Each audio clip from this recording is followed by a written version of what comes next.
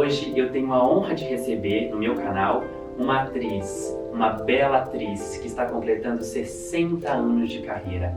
Uma referência no nosso teatro, no nosso cinema e na nossa televisão. Hoje eu recebo Elizabeth Hartmann.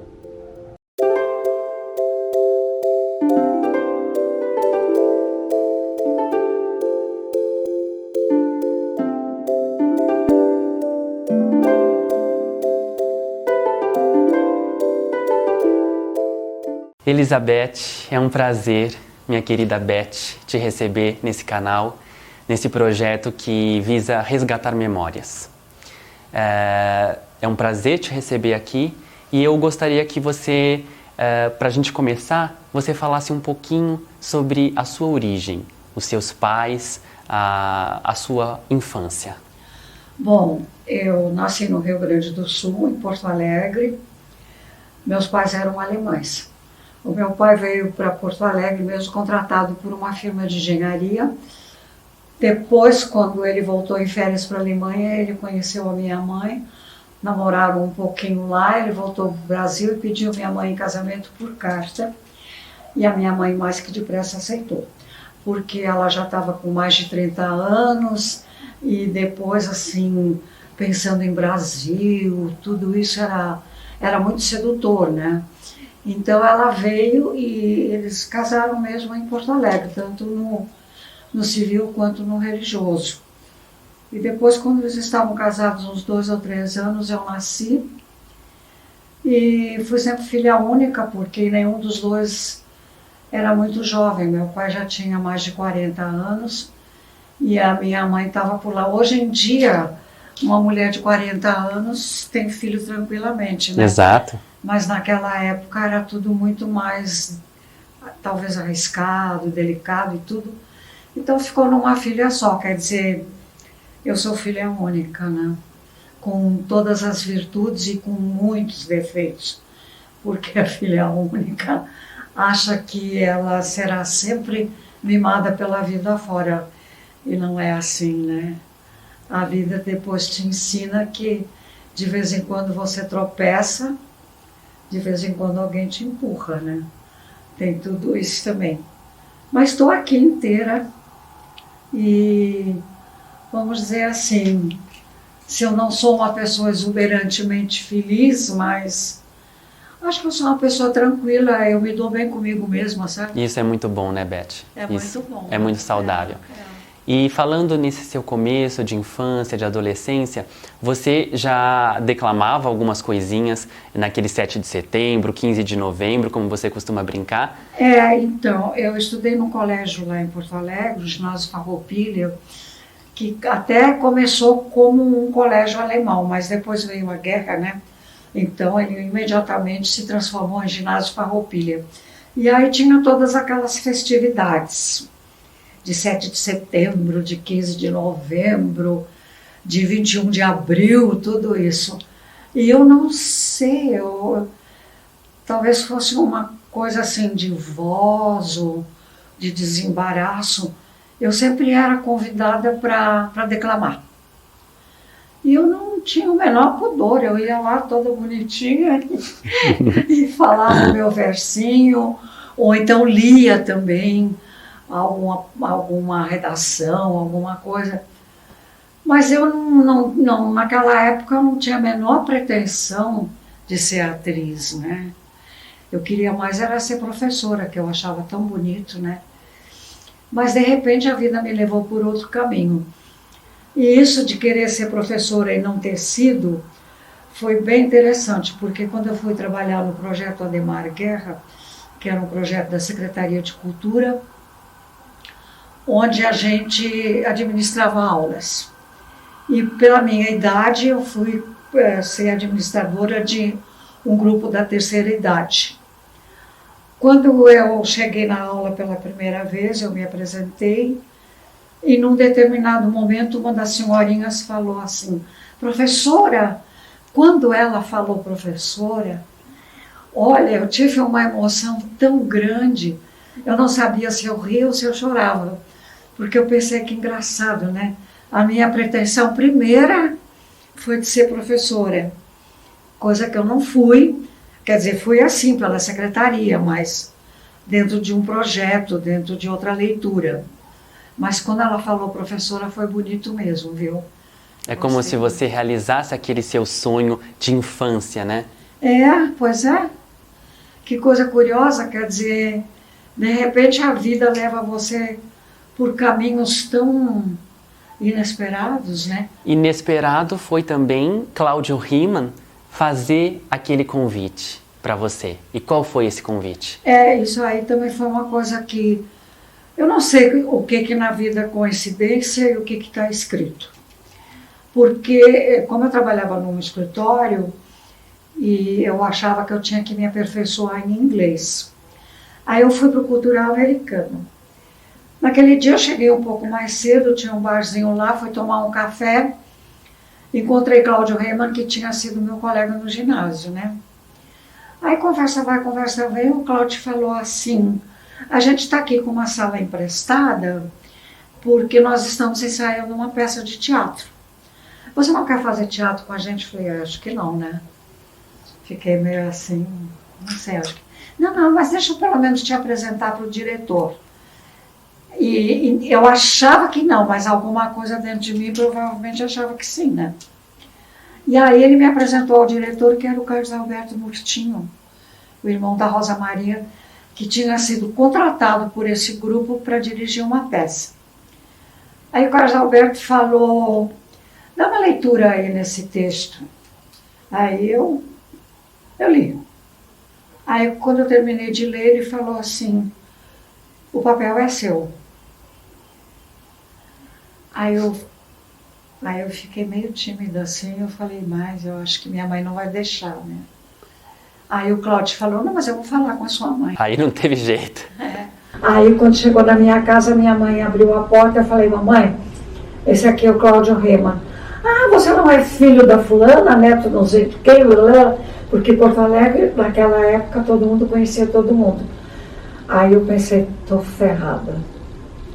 Aí minha mãe ficou lá conversando com o Cláudio, aí o Cláudio falou, queria convidar a Elizabeth para fazer uma peça de teatro. Minha mãe falou, ótimo. Assim ela sai de casa, para com essa cara de mau humor, de ficar plantada aqui de noite com uma cara que ninguém aguenta. E agora eu estou sentada aqui te contando essa história, né? De lá para cá passaram-se 60 anos. Né?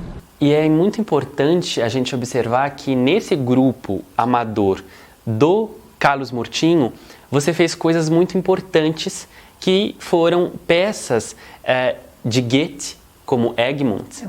Mas o Egmont já foi na Escola de Arte Dramática. Aí você já estava na Escola de Arte Dramática.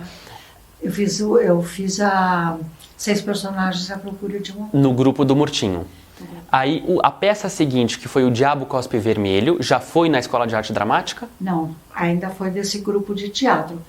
Essa peça é da Maria Inês de Barros Almeida, que é gaúcha, mas radicada no Rio de Janeiro. Agora eu também não sei dela, né? Mas foi uma peça que a gente apresentou lá, Carlos Alberto dirigiu, e depois a gente foi para o Rio de Janeiro com essa peça.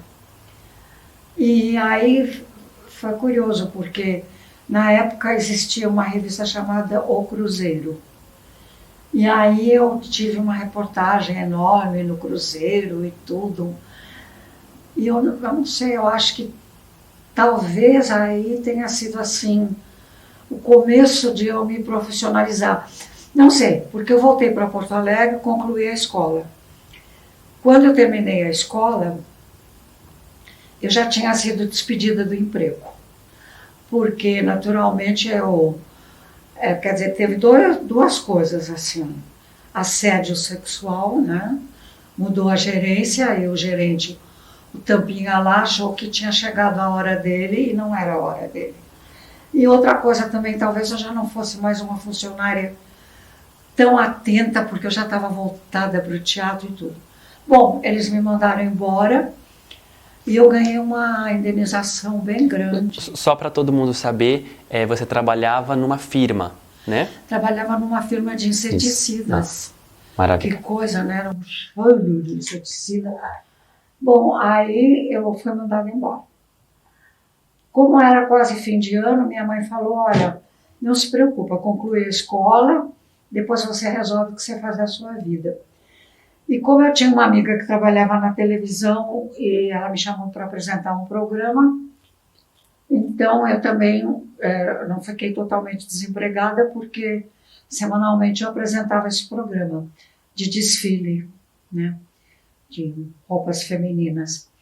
Bom, aí quando chegou, eu acho que dezembro, janeiro, uma coisa assim, o contrato com a televisão terminou. E aí foi assim, renova o contrato na televisão, não renova. Eu já estava mais trabalhando, não estava mais trabalhando no escritório. Aí eu fiquei enrolando, né? E minha mãe falou, o que você pretende fazer? Bom, acho que eu quero ser uma atriz profissional, né? Mas Porto Alegre não tem uma companhia de teatro estável. Não, mas então eu acho que eu vou para São Paulo. Porque a grande atração era o TBC, né? Teatro Brasileiro de Comédia. Exatamente. Estava no auge ainda. E aí então vou para São Paulo. E aí eu comecei a enrolar.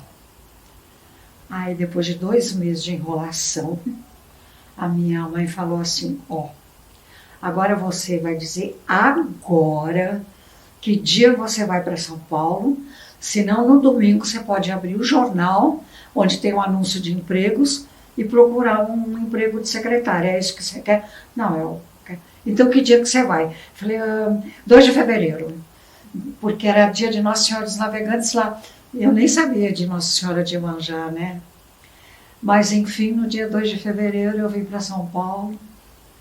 E agora eu estou sentada aqui te contando essa história. Beth, e aí a gente chega numa data importante, que é 1961, que é a sua vinda, então, finalmente para São Paulo. E aqui em São Paulo, na cidade grande, no lugar em que você sonhou fazer uma carreira, você trava contato com importantes pessoas da nossa cultura, que foram Cacilda Becker e Nídia Alicia. Conta um pouquinho para nós como que foi essa convivência e esse trabalho com elas. Bom, a Cacilda eu já conhecia de temporadas que ela fez no Sul, né? E a Nídia, eu morava na Bela Vista e a Nídia era a dona do Teatro Bela Vista. Então, e ela tinha um administrador que também era ator, e que era o Zé Luiz Pinho. E o Zé, ele frequentava a minha casa, porque na época eu era casada com um fotógrafo, e ele fazia revelações para o Zé. E aí a Nídia estava procurando uma atriz para fazer uma peça, e aí o Zé falou para ela, olha, tem a mulher do fotógrafo, a mulher do fotógrafo, que também é atriz. Você não quer falar com ela? Aí a Nídia me chamou e mandou fazer a leitura de um texto, né? Aí eu fiz a leitura e ela falou, o papel é seu.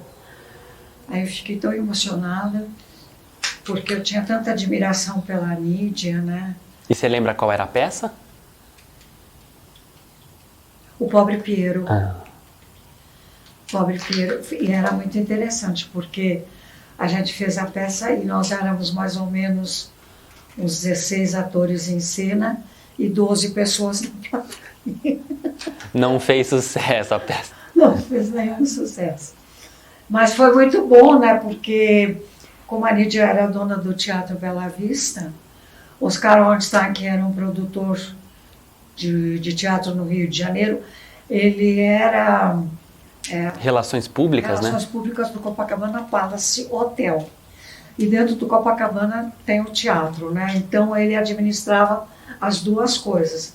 Aí a Nídia, o Oscar procurou a Nídia para montar o Boing Boing aqui, no Bela Vista. A Nídia, nossa, Nídia foi tão generosa. E ele queria formar um elenco só de São Paulo, né? Porque era mais conveniente, né? E aí a Nídia falou, vou levar você para o Rio de Janeiro para apresentar para o diretor, para apresentar para o Oscar, tudo, né? Aí eu comprei uma roupinha nova e fui para o Rio de Janeiro com a Nídia. Daí ela me apresentou lá para o diretor. Quer dizer, A direção oficial do Boing Boing era do Adolfo Celli, mas o Celli já tinha ido para a Itália e o assistente dele ficou dirigindo as substituições, que era o Carlos Kreber. Aí o Carlão falou, faz uma leitura aí. Aí eu fui lá, bom, fiz a leitura, aí ele falou, o papel é seu. Eu nem acreditei. Isso foi lá no subsolo do Copacabana, onde fica o teatro. E o restaurante era mais em cima, né? Aí quando eu subi para o restaurante, a Nídia e o Oscar ficaram me olhando. Eu falei, ele falou que o papel é meu. Eu era tão jovem na época, assim, e eu acho que eu tinha 30 anos, mas eu tinha uma cabeça de 20. E então tudo me emocionava muito e eu estava descobrindo um novo universo, né?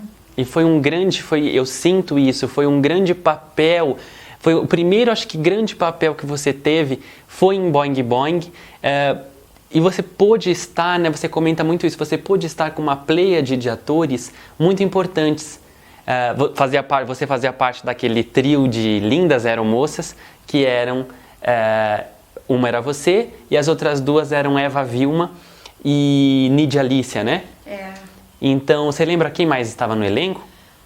O Francisco Coco. Bom, estava Johnny, Francisco Coco. E Carminha Brandão, né? Carminha Brandão. Era o elenco. E foi um período muito feliz, porque o Oscar também era um produtor maravilhoso, mas ele era uma pessoa de uma generosidade. Você acredita que, quando a peça completou 500 representações, ele deu para cada um de nós um chaveiro de ouro. Que bacana. Ele era assim, Oscar, muito, muito pródigo, muito gentil mesmo, gente finíssima, viu? Aí eu fiz lá o Boing Boing.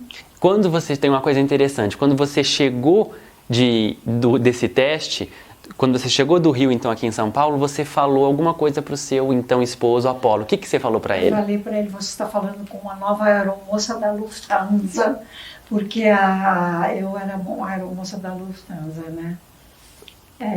Foi bonito, né? Você foi, inclusive, indicada ao prêmio Saci de melhor atriz de 61, né? Olha, eu fui várias vezes indicada para o Saci, mas eu nunca ganhei o Saci. Para mim, o Saci continua pulando lá na mata, porque aqui em casa ele não pula, não. Mas indicação, olha, pelo cinema fui indicada, pelo teatro fui indicada mais de uma vez. Mas não tem importância, né? Porque... É o seu trabalho, trabalho que fica. Com pena de não ganhar o governador do estado, porque dava dinheiro. E o dinheiro é sempre bem-vindo em qualquer circunstância, né? Mas tudo valeu a pena, foi tão... E foi por essa época também, Beth, que o cinema entrou na sua vida, porque nesse seu começo aqui em São Paulo, que você acaba tendo, primeiro, né, a gente não falou, mas primeiro você teve os seus primeiros trabalhos na moda, né, sendo manequim do Denner, do Clodovil, que esse contato fez com que você fosse convidada para o seu primeiro filme, foi isso? Pois é, foi assim, porque eu estava desfilando de tarde lá no Denner, porque no ateliê dele, à tarde, a gente desfilava, porque sempre tinha quem quisesse comprar uma roupa, qualquer coisa assim. E eu fiquei muito amiga da manequim fixa do Denner, que era a Guedre, que era casada com o Fernando de Barros. Aí o Fernando estava viajando e a Guedre falou, vamos jantar lá na casa do Fernando. E eu fui. Aí estávamos lá, tocou o telefone, era Abílio Pereira de Almeida. E o Abílio telefonou e falou com a Guedre assim, eu vou montar uma peça de teatro e eu estou procurando uma atriz que tenha assim um tipo de manequim. Olha que coisa.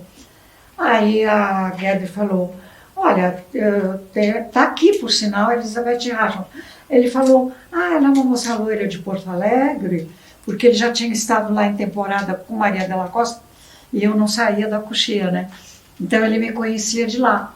Ela falou, manda ela aqui no meu escritório. Aí no dia seguinte foi no escritório e ele me convidou para fazer a peça. Mas a peça não saiu. Era o Bezerro de Ouro, né? O Bezerro de Ouro, mas teve problemas, não sei o que foi. Naquela época havia uma repressão política, eles estavam ensaiando, teve ator que apanhou, foi complicado. E ele não montou a peça. Não sei porque eu também não ia fazer. Eu só sei dizer que eu fui ao escritório dele para devolver o texto, porque ele tinha me dado o texto original, que era dele.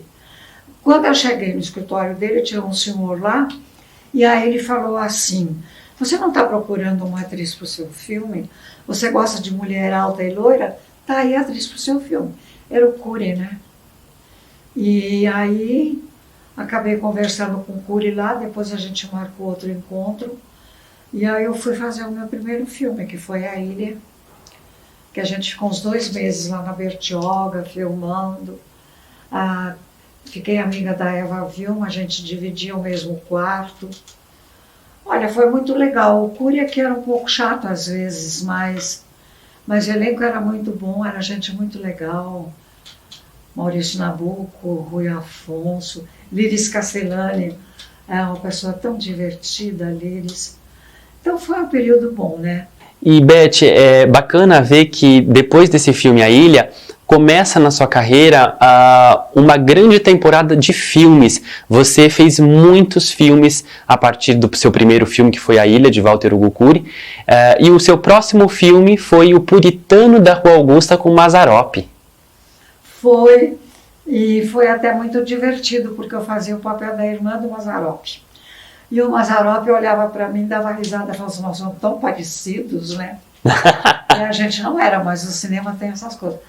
E eu me dei tão bem com o Mazzaropi que, consequentemente, eu fiz 7 filmes com ele, né? Que maravilha. E a gente se dava muito bem. O Mazzaropi é uma grande figura, viu?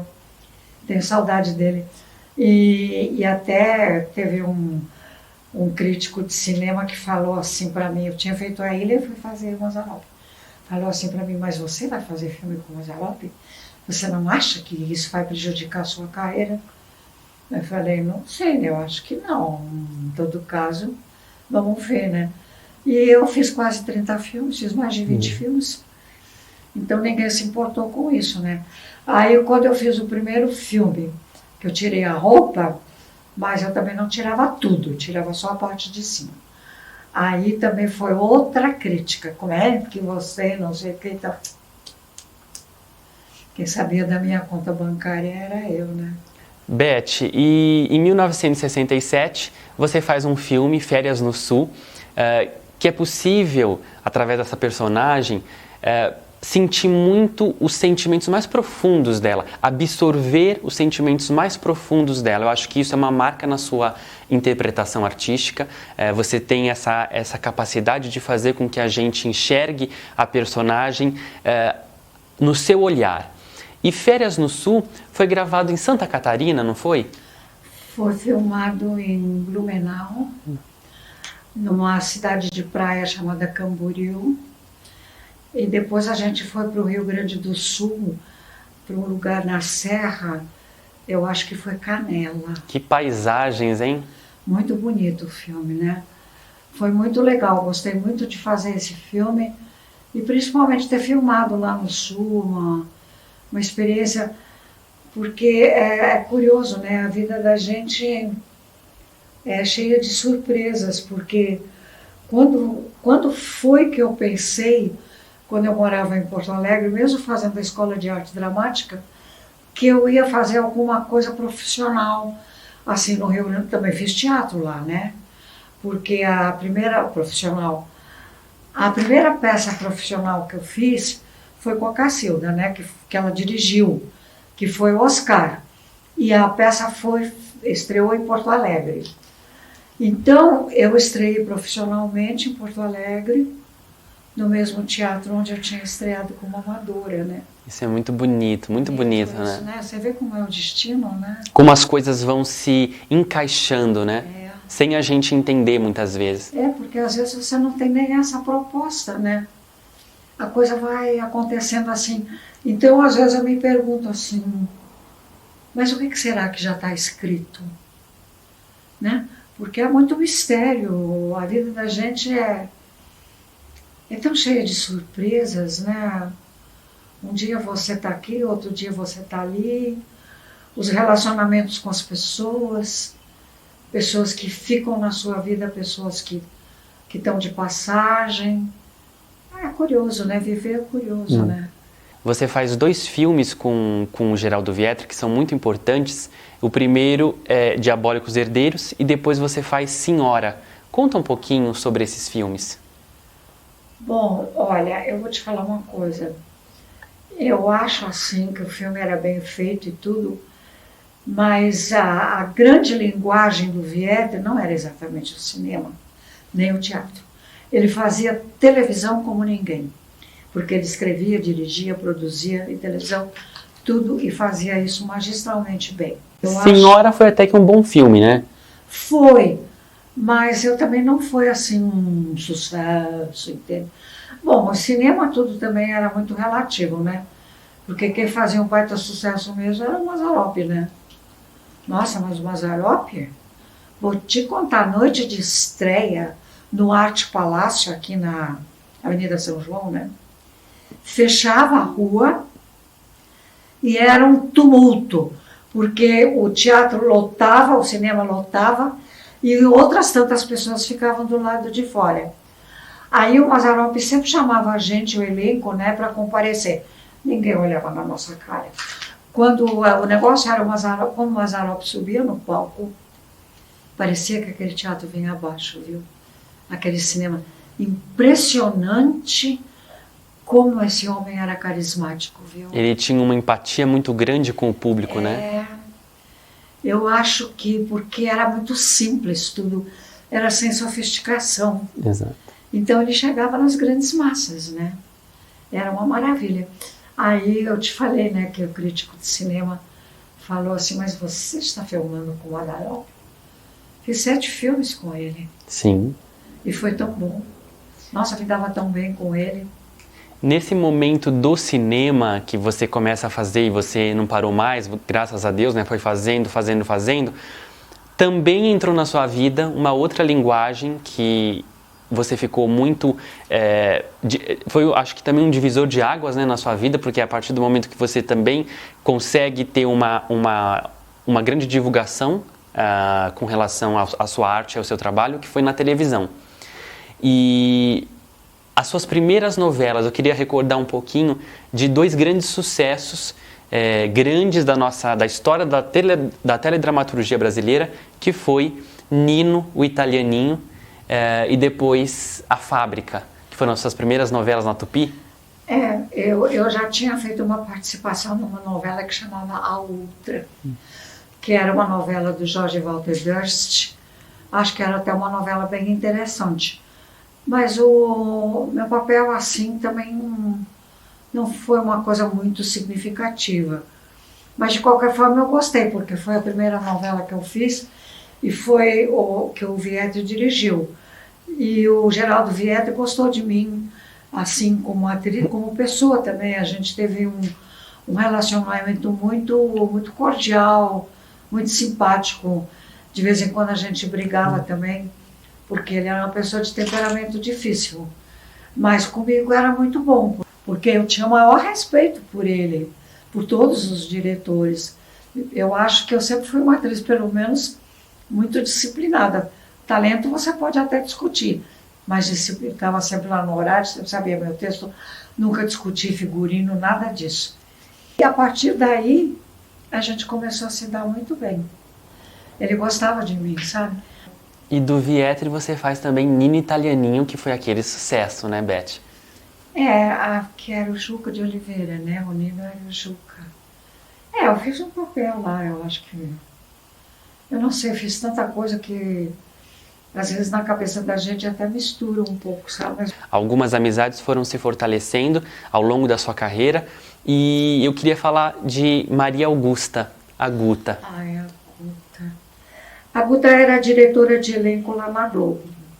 Eu já conhecia a Guta um pouco daqui de São Paulo, porque ela tinha trabalhado em publicidade. Então, mas eu conhecia pouco, só superficialmente.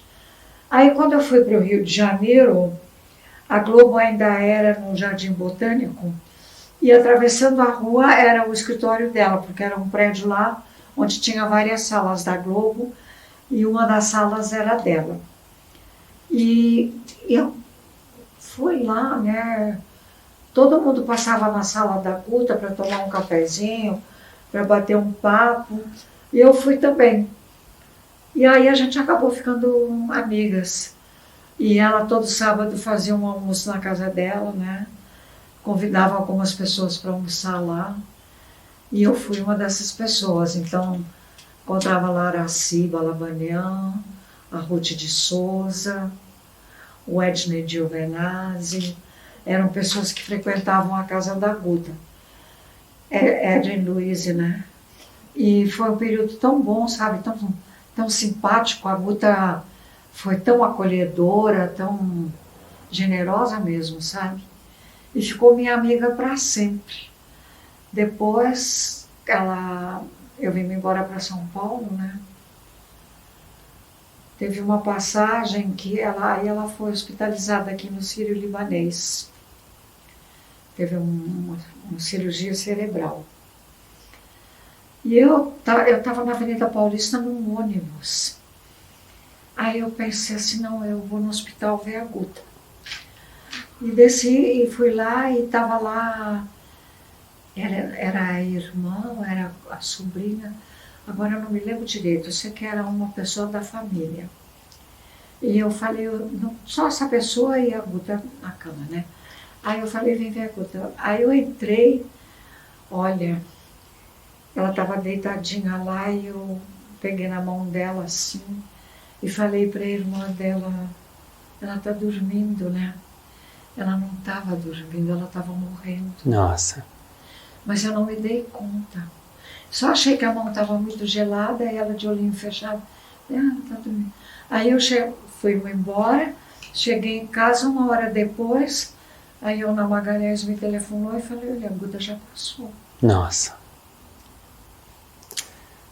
Mas são pessoas, Beth, que ficam para sempre no nosso coração, né? É. E a gente no coração delas. Uma dessas outras pessoas que faz parte da sua vida há mais de 40 anos e é uma ligação muito forte é Marcos Caruso, né? Ah, Caruzão, né? Bom, o Caruso eu conheço, nossa, eu conheço o Caruso há tanto tempo. Eu acho que ele tinha 20 anos quando eu conheci o Caruso. E a gente trabalhou juntos no teatro, tudo, né? A Noite Encantada, né? O primeiro trabalho de vocês. A Noite Encantada que ele escreveu e dirigiu. Ele não atuava. E depois foi Silêncio Candidato. Foi aquele sucesso enorme. Foi sucessão, né? E o Caruso é um amor de pessoa. Ele é inteligente, é engraçado. O Caruso é muito engraçado, ele tem um humor, sabe? E é muito bom amigo, né? Ele ficou comigo em momentos difíceis, ele estava lá do meu lado. Ele foi casado com a Jussara Freire, né? Naquela época também a Jussara foi minha amiga e também é uma pessoa muito boa. Eu sei que são pessoas que sempre vão estar comigo, entende? Assim, não só afetivamente, como qualquer coisa também, eu sei que eu posso contar com eles. Teve um período que eu tive uma pneumonia horrível, né? Eu fiquei 42 dias no hospital, você acredita? Nossa, porque eu fui tendo outras infecções também. O Caruso foi lá todos os dias. E aí, no meio desse período todo, ele tinha uma viagem marcada para a Europa, que ele também não podia desmarcar. No dia que ele foi se despedir de mim, porque ele ia para a Europa, ele chorou tanto que eu pensei que ele tinha que ser internado. Mas aí também ele se refez, né? E falando no Caruso, tem uma coisa bacana de dizer, porque tem uma novela que faz sucesso até hoje, muitas pessoas lembram, e você fez, que é a História de Ana Raio e Zé Trovão. Lembra um pouquinho dessa novela para nós? Pois é, então, essa novela foi toda gravada em externa, né? Jaime Monjardim que dirigiu. Jaime é um excelente diretor, nossa, gostei muito de trabalhar com ele. Você fazia uma dobradinha com a Lolita Rodrigues na Ana Raio? Eu fazia, a Lolita era uma pessoa que estava numa cadeira de rodas e eu empurrava aquela cadeira. Nossa, fiquei empurrando aquela cadeira de rodas no Rio Grande do Sul, em Santa Catarina, tive uma distensão muscular, porque um dia a cadeira de rodas empacou na grama, eu quis forçar e o meu braço não sei, olha, foi... Mas valeu, né? Porque também foi engraçado. A Lolita é minha amiga. Tá lá no Nordeste, né? Com a filha. Mas nesse período dessa novela foi muito bom. O Jaime era um diretor. Eu não tive, assim, problema com o diretor nenhum. Você teve um trabalho muito bacana que você lembra de ter sido também uma direção muito agradável, que foi Dona Flor e Seus Dois Maridos. Ai, a Dona Flor Já na Globo, uma minissérie, né? foi uma minissérie, porque quem dirigiu foi o filho do Mauro Mendonça, Maurinho, né? É um diretor talentoso, uma pessoa tão gentil, tão educado, viu? Foi um trabalho também que foi agradável de fazer, viu? Olha, eu acho que eu fui feliz assim na minha carreira, porque eu comecei a trabalhar com 15 anos de idade, né? Que foi quando meu pai morreu, a gente ficou numa situação precária mesmo, porque ele ficou doente 2 anos e o dinheiro que a gente tinha foi consumido pela doença, né? Então, quando eu terminei o ginásio, eu não fiz nem colegial. Aí minha mãe falou, olha, agora não vai dar, você tem que ir trabalhar. Mas eu também não me incomodei, não. Não me incomodei. Olha, eu não vou dizer para você que eu não sou uma pessoa que nunca chorei na vida, já chorei bastante mesmo. Mas tem certas coisas que não me afligem muito, sabe? É bom, né? Muito. Você fez na Tupi um teleteatro que era O Canto da Cotovia, a história de Joana d'Arc. É. E isso foi muito bacana, foi com Berta Zemel? Foi, ela fazia A Joana d'Arc? Joana d'Arc. E você era uma aia? Eu acho que sim. E foi, acho que, um dos seus primeiros teleteatros, né? É. E, em seguida, você faz um teleteatro, já na Bandeirantes, com a grande Cacilda Becker, que você fez um lindo teleteatro chamado Breve Encontro, junto com Mauro Mendonça, Homero Cossack e a Cacilda.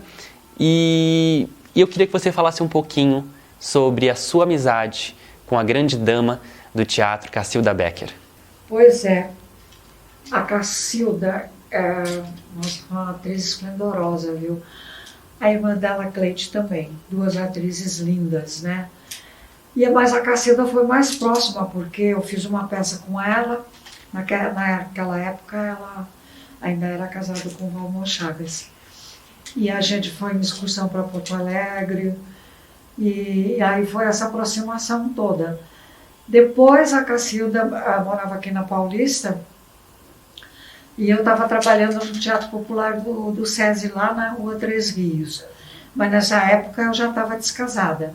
E a Cacilda estava separando do Valmor com grande sofrimento. Grande sofrimento. Porque ela ela tinha uma paixão, um amor por esse homem, como eu nunca vi igual na minha vida. E o Valmor também era uma pessoa muito especial, até um dia ele falou para mim, a Cacilda acha que casamento, que amor é sinônimo de casamento. E não é. Eu amo a Cacilda, mas eu não quero ficar casado com ela. Porque ele tinha outras intenções na vida, queria viajar, sei mais o quê. E a Cacilda não se conformava. Mas era um sofrimento. Acho que ela morreu com essa paixão. Porque quando ela já estava no hospital, ela ficou 42 dias em coma. E o Valmor foi muito dedicado, porque ele ia lá todos os dias. E ela, inconsciente, de vez em quando ela ficava muito agitada. E se debatia assim, tudo. Eu me lembro que um dia eu estava no quarto com ele, e ela começou a ficar assim. Eu falei, pega na mão dela e fala com ela. Pois você acredita que ela mesmo daquele jeito acabou se acalmando? Então você vê que ligação que ela tinha com ele. Uma ligação profunda, né? Profunda, foi um amor profundo. E Beth, para a gente encerrar nossa entrevista, eu queria que você falasse. São 60 anos dedicados à arte de representar. E a arte é algo que nos toca muito. Eu queria que você dissesse para nós o que é a arte para você. Olha, eu nunca pensei em definir isso, mas agora que você está me perguntando, talvez seja uma segunda vida, né? Porque de repente eu acho que é assim. Eu comecei a representar por acaso e de repente eu cheguei à conclusão, não cheguei à conclusão, agora que eu penso assim, que a minha vida era pouco para mim. Então, o gostoso foi sempre representar mais alguém além de mim. Eu sempre tive muito prazer em representar. Foram poucos os trabalhos assim que eu, de repente, tivesse lá por obrigação, ou até pelo próprio dinheiro, porque depende dos momentos da vida, né? Eu fiz muitos filmes na boca do lixo. E vou dizer a você que não foram todos eles que me deram muito prazer, né? E também fui muito criticada por isso, porque eu fiz filme onde eu tirei a roupa, só não tirava a calcinha. O resto eu tive que tirar. E foi numa boa também, sabe? Eu não sou exibicionista, não era a coisa que me dava mais prazer, mas se é o que tinha que ser feito, e naquele momento eu precisava fazer aquele filme, então vamos lá, né? Vamos que vamos. E sobre essa parte, é importante falar uma coisa. Eu conheço a sua história, eu conheço, somos amigos, e eu preciso dizer uma coisa. Em alguns desses filmes, eu entendo que você diz isso, a questão não era uma entrega, muitas vezes, de total afeição, porque algumas histórias ficavam muito na superficialidade, na exploração da sexualidade. E só que muitos desses trabalhos nos quais você entrou, foi porque você tinha um objetivo e uma condição, né, que era maior do que você gostar ou não do papel, que era a sua mãe, a quem você se dedicou com todo o seu amor, e você foi uma filha maravilhosa. Então acho que isso a gente tem que falar, esse grande amor por Dona Ana Erna. Né? Olha, foi mesmo, porque eu fui filha única, né? E quando eu nasci, minha mãe já tinha 40 anos, quase, tá 39, 40. Então, foi um relacionamento muito, muito afetivo. O que não quer dizer que eu, quando menina, não levei também uns tapas, né? Mas, de um modo geral, depois de adulta, eu me lembro até hoje, que eu tinha 25 anos, e a gente estava numa discussão e a minha mãe falou para mim, cala a boca porque eu sou tua mãe. E eu falei para ela, não vou calar a boca, porque agora eu tenho 25 anos e você vai me ouvir. Porque a solução do problema era sempre assim, fica quieta, cala a boca, eu sou tua mãe. Não sei se é uma educação germânica ou o que é, mas foi o que eu ouvi. E quando eu falei, eu não vou calar a boca porque eu tenho 25 anos e você vai me ouvir, ela tomou um tamanho susto que ela parou mesmo para me ouvir. E a partir daí não teve mais essa história do cala a boca. É claro que de vez em quando a gente se desentendia, né? Porque são duas pessoas, duas personalidades, né? Mas a gente afetivamente, nossa, foi uma coisa muito boa. E a minha mãe a gente riu juntas muitas vezes e também choramos juntas, né? Porque a gente passou por momentos bem, bem difíceis, mas nada que a gente não sobrevivesse, entende?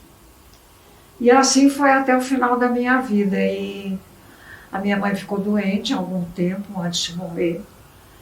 Depois ela teve nesse processo de doença, ela teve ausências, assim, de não lembrar que eu era filha dela. Eu já te contei isso, né? Que um dia ela falou qualquer coisa, não sei o que, falou mal de mim para mim. Essa história é ótima. Aí eu falei assim para ela, escuta aqui, eu sou a Elizabeth. Ela disse, não, a Elizabeth é sempre nhe.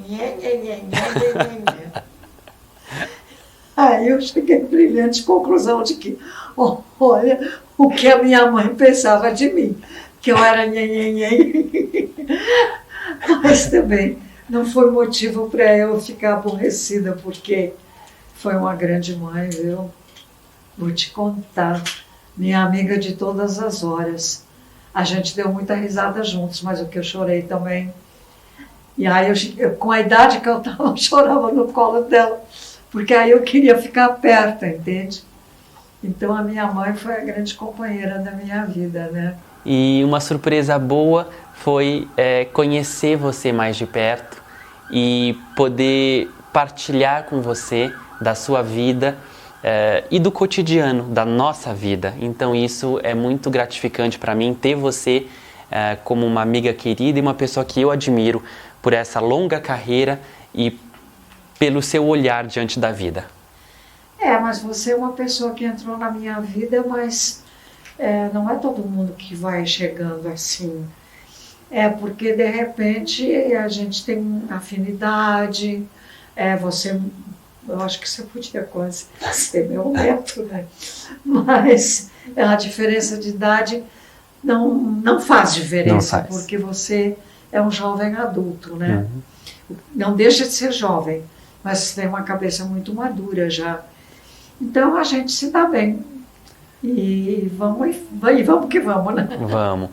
Beth, eu quero muito te agradecer por essa entrevista, por estar aqui no canal falando da sua vida e podendo compartilhar tantos momentos da sua trajetória.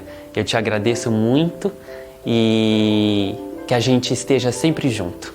Muito obrigada e te agradeço também. Você é uma luz na minha vida. E você também.